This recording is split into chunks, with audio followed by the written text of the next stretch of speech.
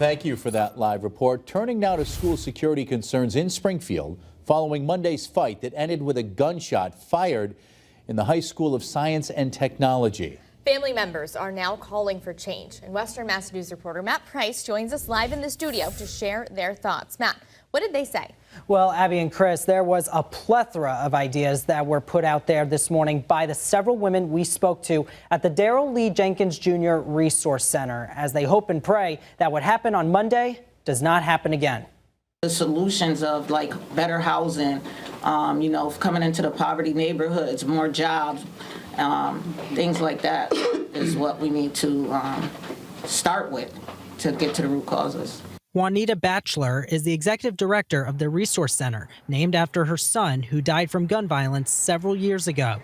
She and other community leaders, including parents and grandparents of Sci-Tech students, are looking to share what they believe can help avoid another school shooting incident like the one at Sci-Tech on Monday. Videos trending on social media show the scene where a gun was discharged during a fight between a student and several adult non-students, causing a window to be blown out and forcing the school to go into lockdown. Thankfully, no one was shot and seriously hurt.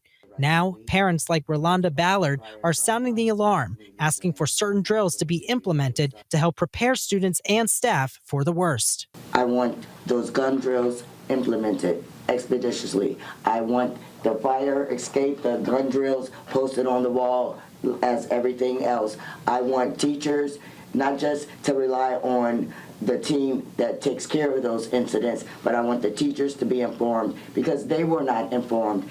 All of the women Western Mass News spoke to on Friday also want more gun reform, as Springfield is coming off its worst year for homicide numbers. They are also asking for more security both inside and outside the schools, especially at main entrances, to make sure no one can just be let in like what occurred on Monday. We don't need another Sandy Hook.